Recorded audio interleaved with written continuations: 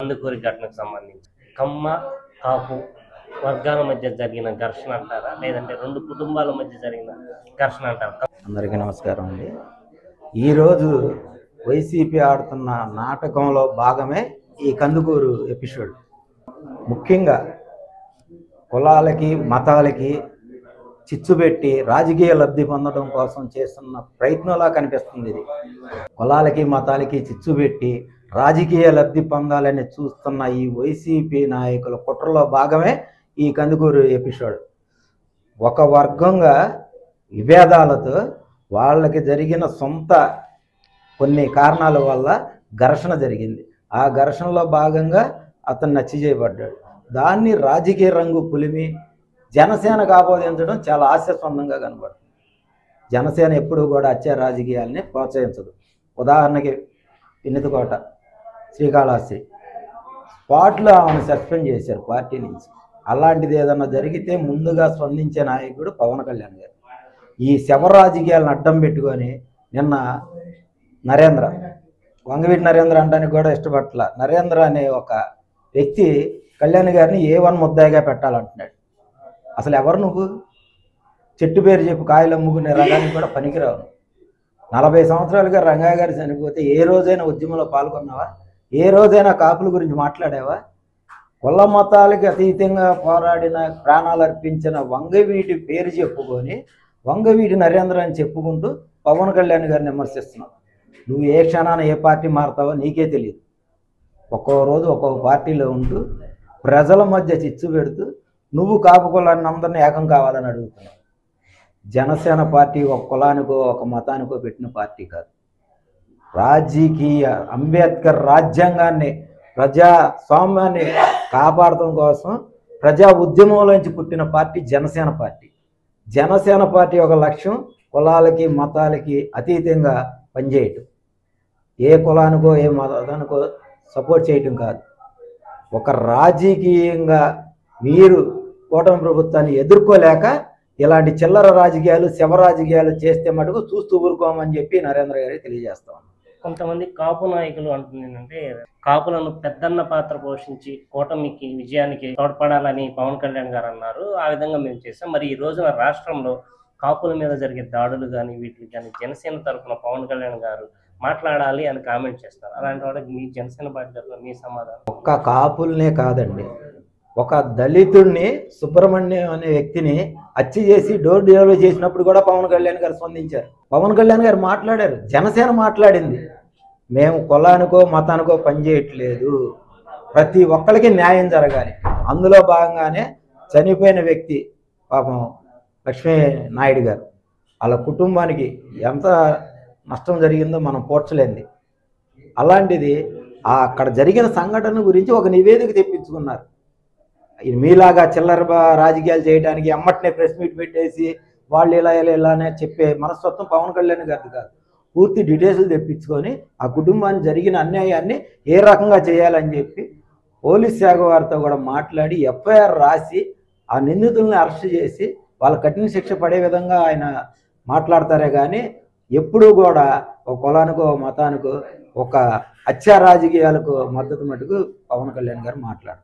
కందుకూరు ఘటనకు సంబంధించి ఆ బాధితులు ఎవరైతే ఉన్నారో వాళ్ళ దగ్గరికి వెళ్తున్న కొన్ని కాపు సంఘాలు అవనివ్వండి, రాజకీయ పార్టీలు అవనివ్వండి, వెళ్ళి వాళ్ళ దగ్గరికి వెళ్ళి వీళ్ళు ఆర్థికంగా వాళ్ళు ఎంతకు చితికిపోయి ఉన్నారో వాళ్ళ ఫ్యామిలీ వాళ్ళ సమస్యలు కానీ వారి భాగంగా నడకుండా ఆర్థికంగా సహాయం చేసిన వాళ్ళు పోకుండా దీన్ని రాజకీయం చేయడం, అలాగే ప్రభుత్వం నుంచి ఏం కావాలి ఏంటి ఏం చేయగలని ఎవరు మాట్లాడకుండా రాజకీయం చేస్తున్నారు. అలాంటి జనసేన పార్టీ వాళ్ళ దగ్గరికి వెళ్ళి ఏం చేస్తున్నారు? ముఖ్యంగా కాపు సంఘం నుంచి దాసరి రాము గారు, అనేక మంది కాపు పెద్దలు వెళ్ళారు. ఆ కుటుంబాన్ని వాదార్చారు. ఆ సామాజిక వర్గానికి అన్యాయం జరిగిందని మాట్లాడటం వరకు కరెక్ట్. అలాగే మా పార్టీ శ్రేణులు కూడా బొలిశెట్టి శ్రీనివాస్ గారు తాడేపల్లిగూడి ఎమ్మెల్యే వెళ్ళి వాళ్ళ ఆర్థిక పరిస్థితులు తెలుసుకొని ఆ కుటుంబానికి అండగా ఉండటానికి కోసం ఎంతో కొంత ఆయన సహాయం చేసి వచ్చారు. ఇప్పుడున్న నిన్నటిదాకా వెళ్ళిన పెద్దలు కానీ వేరే పార్టీ వాళ్ళు కానీ గుడివాడ అమర్నాథ్ కానీ లేదంటే మా కాపులు అని చెప్పుకునే పేరు నాని కానీ ఆ కుటుంబాన్ని ఓదార్చడం కానీ ఆర్థికంగా ఆ కుటుంబానికి ఏ న్యాయం చేశారండి? ఏమీ చేయలే. జనసేన పార్టీయే వాళ్ళకి అండగా ఉంది, కూటమి ప్రభుత్వమే వాళ్ళకి అండగా ఉంది. ఈ రోజున వలిశెట్టి శ్రీనివాస్ గారు వెళ్ళి వాళ్ళకి ఏ విధమైన సహాయ సహకారం కావాలన్నా ఆ కుటుంబానికి కానీ ఆ బాధితులకు కానీ మేము ఉన్నామని ఒక భరోసా కల్పించి వచ్చారు.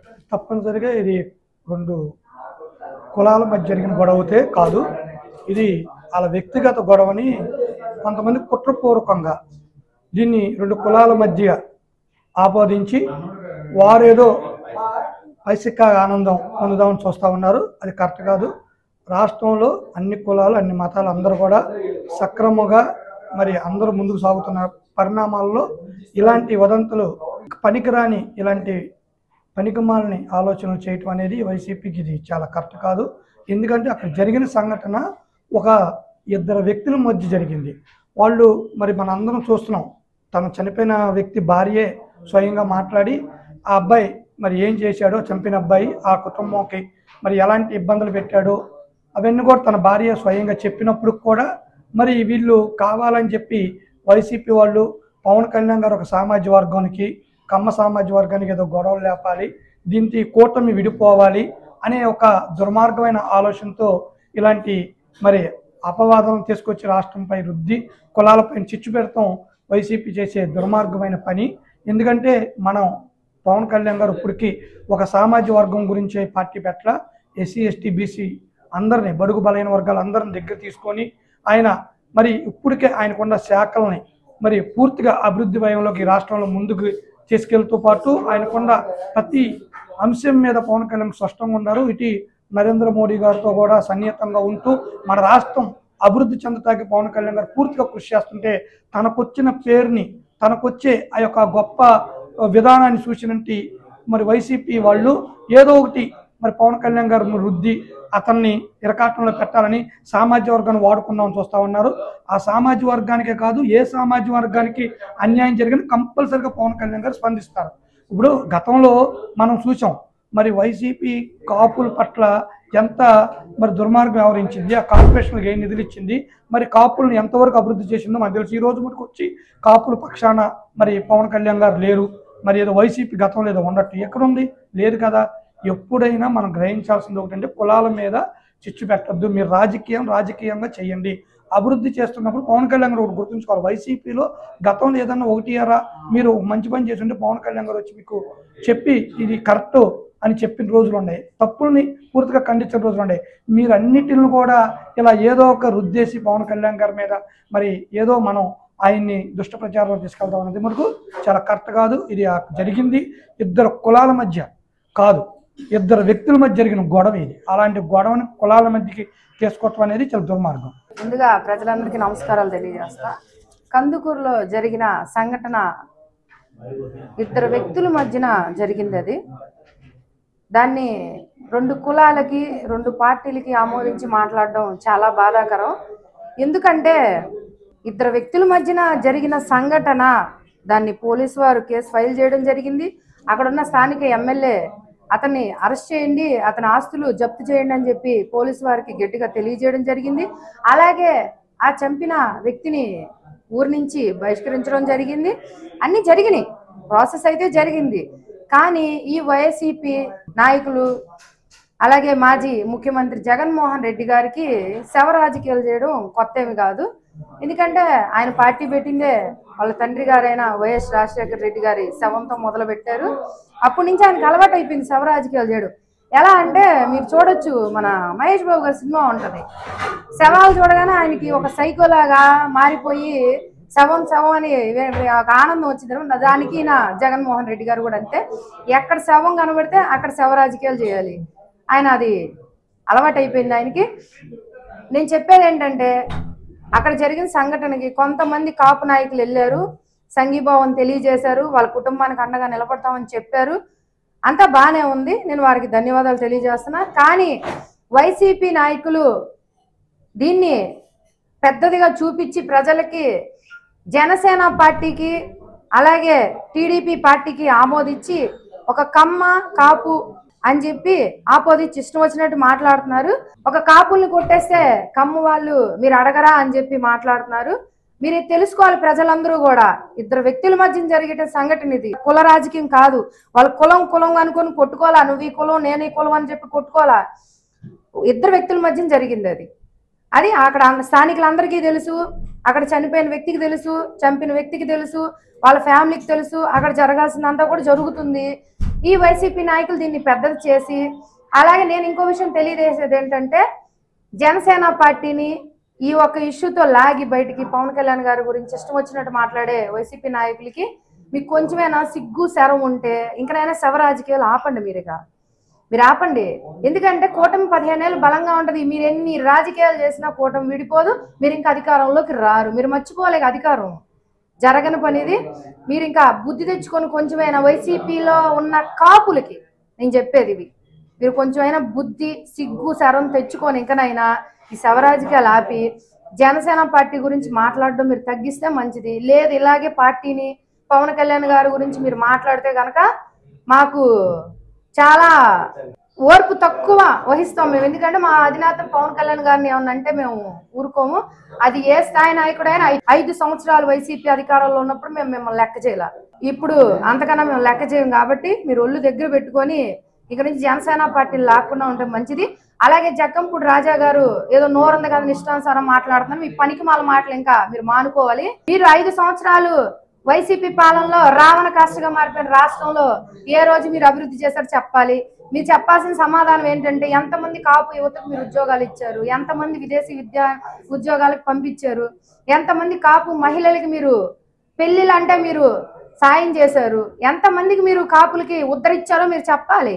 ఈ రోజు వైసీపీ నాయకులకి అందరికి కూడా కాపుల మీద అంత ప్రేమ వచ్చేసింది. ఈ 5 సంవత్సరాలు ఏమైపోయారు మీరు? మీ సొంత లబ్ధి కోసం, మీ ఆస్తులు కూడబెట్టుకోవడానికి ఈ జాస తప్పితే మీరు కాపుల గురించి ఏ రోజన్నా ఆలోచించారా? మీరు ఈ రోజు మీకు అధికారం లేనప్పటికీ మీకు కాపుల మీద ప్రేమ పుట్టుకొచ్చేసి ఎక్కడే మూల జరిగినా జనసేన పార్టీని లాగి మీరు మాట్లాడుతున్నారు. మీ పనికిమాల మాటలు ఇంకా కట్టి పెట్టాలని నేను తెలియజేస్తూ, ఇంకేమన్నా ఉంటే ఈ 5 ఏళ్ళు కాదు నెక్స్ట్ 5 ఏళ్ళు, ఆ పై 5 ఏళ్ళు కూడా రావు. కొంచెం పర్సనల్ గా మీరు కూడబెట్టిన డబ్బు ఏమన్నా ఉంటే ఏ బెంగళూరో చెన్నైయో హైదరాబాద్ వెళ్ళి వ్యాపారాలన్నా చేసుకోండి. ఎందుకు ఇక్కడ వాళ్ళని ఆర్థికంగా ఆదుకున్న వాళ్ళు ఎవరైనా ఉన్నారా? జనసేన పార్టీ తరఫున వెళ్ళిన బొలిశెట్టి శ్రీను గారు తగ్గించి ఇది మంచి విషయం. ఇది ఎందుకంటే మీరు వైసీపీ జగన్మోహన్ రెడ్డి గారి దగ్గర నుంచి కింద స్థాయి వరకు కూడా వాళ్ళు రూపాయి తీరు, వాళ్ళ సొంత జేబులోంచి రూపాయి తీసి ఎవరికి పెట్టరు. గొడవలు చేసి అల్లరి చేసి ప్రజల మధ్యలో ఓ చుచ్చులు పెట్టడం తప్పితే వాళ్ళ ఖజానా నుంచి 1 రూపాయి తీసి ఇదిగో ఈ ఆర్థిక సహాయం చేశారని ఎప్పుడన్నా చూసారా మీరు? జగన్మోహన్ రెడ్డి గారిని చూసారా? ఆయన ఏ రోజైనా 100 రూపాయలు ఎవరికైనా ఇచ్చాడు? ఆయన డబ్బులు తీసి సొంత డబ్బులు ఆయనే ఇవ్వడు. ఈ కింద స్థాయి వాళ్ళు ఎందుకు ఇస్తారు? మాటలు చెప్పమంటే చెప్తారు, గొడవలు పెట్టమంటే పెడతారు. కానీ మా ఎమ్మెల్యే గారు బొలిశెట్టి శ్రీనివాస్ గారు 5 లక్షల రూపాయలు, హాస్పిటల్లో ఉన్న వాళ్ళకి 2.5 లక్ష, ఆ భర్త చనిపోయిన మహిళకి 2.5 లక్ష ఆయన ఆర్థిక సహాయం చేశారు. పెద్ద మనసు. మీరు గమనించాలి, జనసేన పార్టీకి మా దగ్గర ఉన్నంతలోనే మేము ప్రతి ఒక్కరికి కూడా కష్టం అంటే ఆదుకుంటాం. మేము జనసేన పార్టీ అంత నిబద్ధతతో పనిచేస్తాం. మా నాయకుడు మాకు అలాంటి సూచన చేస్తారు. మేము దోచుకోము. ఈ రోజుకి కూడా మాకున్న దాంట్లోనే ఎవరి కష్టం వచ్చినా మేము ఆదుకుంటాం. కులాల మధ్య ఘర్షణగా చూసుకోవచ్చా, 2 కుటుంబాల మధ్య ఘర్షణగా చూసుకోవచ్చా? అదే ఖచ్చితంగా 2 కుటుంబాల మధ్య ఘర్షణ అండి. వాళ్ళు కొట్టుకుని హత్య జరిగితే అక్కడ పార్టీలకి అంటగట్టడం, 2 పార్టీలకి అంటగట్టడం, 2 కులాలకు అంటగట్టడం, అది చాలా అమానుషమైన చర్య అండి. వైసీపీకి వాళ్ళకి వెన్నతో పెట్టిన విద్య అది, శవరాజకీయాలు చేయడం. ఎక్కడ శవ దొరికితే అక్కడ వెళ్ళిపోవడం వాళ్ళకి ఆనవాయితీ అయిపోయింది. జక్కంపూడి రాజా గారు ఎక్కడో రాజమండ్రి నుంచి అక్కడ వాళ్ళని పరామర్శించడానికి వచ్చినట్టు. అదొకటి. మా విజయవాడ నుంచి వంగవీటి నరేంద్ర గారు, ఆయన కూడా పవన్ కళ్యాణ్ గారిని A1గా, చంద్రబాబు నాయుడు గారిని A2గా, లోకేష్ గారిని A3గా ప్రకటించాలి, వాళ్ళే జరిగినాయి అని చెప్పి ఆపాదించడం చాలా దారుణమైన విషయం. వంగవీటి నరేంద్ర గారు పవన్ కళ్యాణ్ గారిని విమర్శించే అర్హత ఎప్పుడో కోల్పోయాడు. ఆయనకి అసలు స్థాయి లేదు, ఆయనకి జనాల్లో కూడా ఆకర్షణ లేదు. విజయవాడ తూర్పు నియోజకవర్గంలో ఆయన బీజేపీ పార్టీ తరఫున అంతకుముందు 2 పార్టీలు మారాడండి. 3వ పార్టీ బీజేపీ తరఫున పోటీ చేస్తుంటే 2000 ఓట్లు కూడా రాలా ఆయనకి. అంత ఆదరణీయ వ్యక్తి. ఆయనేమో కాపీ ఓతరు మొత్తం తీసుకొచ్చి నేను చేస్తానంటున్నాడు. ఒకప్పుడు వంగవీటి రంగా గారిని రౌడీ షీటర్ అని చెప్పి విమర్శించిన గౌతమ్ రెడ్డి కాళ్ళ దగ్గర వెళ్ళి పడిన వ్యక్తి అతను. అంతకుముందు గౌతమ్ రెడ్డిని విమర్శించి ఛాలెంజ్లు చేశాడు. మళ్ళీ ఆయన కాళ్ళ దగ్గర వెళ్ళి పడ్డాడు, ఆ పార్టీలో చేరాడు.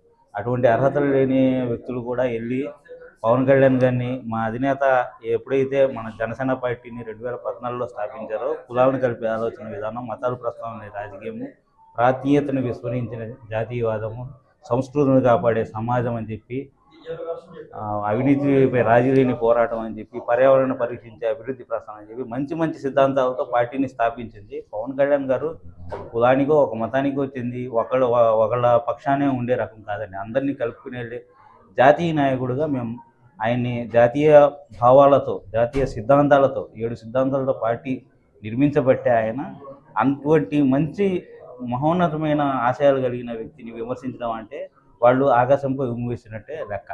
వెళ్ళి పవన్ కళ్యాణ్ గారికి ఏం సంబంధం అండి? 2 కులాలకు ఆపాదించిన అసలు వాళ్ళకి ఆ విధమైన నీచ రాజకీయాలు చేస్తున్నారనే గమనించి గత 5 సంవత్సరాలు వాళ్ళని భరాయించి ప్రజలు నరక వేదన అనుభవించి నరకాసుడి వేదన జరిగినట్టు మొన్న దీపావళి కూడా సిగ్గు లేకుండా నేను ఎలా చేసుకున్నాడు చూడండి. జగన్మోహన్ రెడ్డి గారు లేడీస్ షూ వేసుకుని, ఆ జుబ్బా వేసుకుని, ధూపం వేసే అత్తర్ సాహిబుల్లాగా దుకాణాల అమ్మడ తిరిగే మనిషిలాగా అతను తయారయ్యి ఏదో నిరూపిద్దాం అనుకుంటున్నాడు.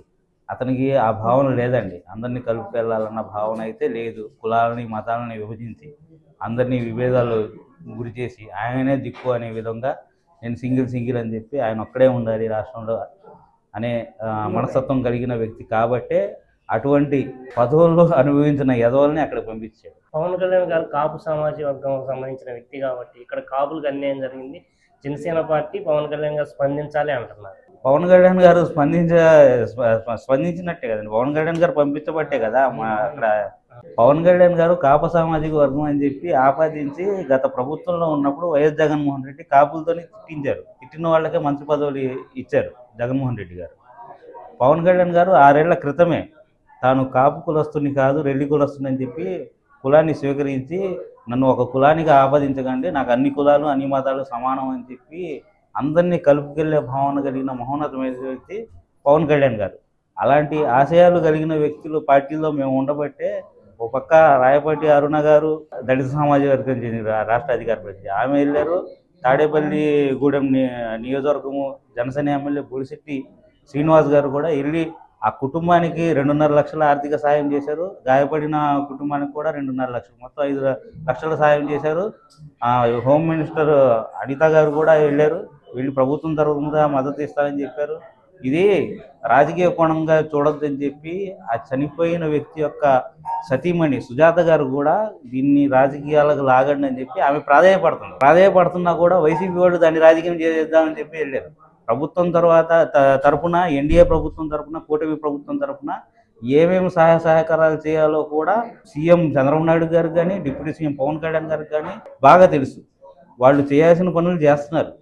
ఎంతసేపు ప్రభుత్వంలో ఉండి రాష్ట్రాన్ని అభివృద్ధి మార్గాన్ని నడపాలని చెప్పి ఆకాంక్షిస్తూ కొత్త పెట్టుబడులు వస్తున్నాయి, కంపెనీలు వస్తున్నాయి. అవి ఓర్వలేక ఆఖరికి వైసీపీ వాళ్ళు ఎంత దిగజారంటే గూగుల్ డేటా మన రాష్ట్రానికి వైజాగ్కి వస్తే అది రాకూడదని చెప్పి వాళ్ళకి మెయిల్ చేసి ఇక్కడ ప్రమాదం రాకూడదని చెప్పి మెయిల్ చేసిన ఎదవలు వాళ్ళు వైసీపీ. రాష్ట్రాన్ని అభివృద్ధి చేస్తున్న పదంలో తీసుకెళ్తుంటే వాళ్ళు ఓర్వలేక గూగుల్ డేటా కూడా మా వాళ్ళే వచ్చింది అంటున్నారు. మళ్ళీ వాళ్ళే ఆపుతున్నారు. అంతకుముందు వైజాగ్ని రాజధానిగా మేము ప్రకటిస్తున్నామని చెప్పారు. మళ్ళీ వైజాగ్కి గూగుల్ డేటా వస్తే ఏదో కాలుష్యం అయ్యింది, జనాలకు ప్రాబ్లం అయ్యింది. అప్పుడు తెలియదు వాళ్ళకి కాలుష్యం అయ్యిందని చెప్పి రాజధాని ఎందుకు ప్రకటించారు? అప్పుడు కాలుష్యం అయ్యింది అన్నప్పుడు వాళ్ళ భారతీయ సిమెంట్ నుంచి కాలుష్యం రాకుండా ఏమన్నా సుగంధ ద్రవ్యాల వాసన వచ్చిందేంటి? అది చాలా తప్పు కదా. జగన్మోహన్ రెడ్డి గారు బుద్ధి ఇప్పటికైనా మార్చుకోకపోతే ఆయన కాలగర్భంలో ఆల్రెడీ కలిసిపోయాడు, అధపాతాళానికి వెళ్ళిపోయాడు. ఈసారి 11 కాదు 1 కూడా రాదు ఈసారి.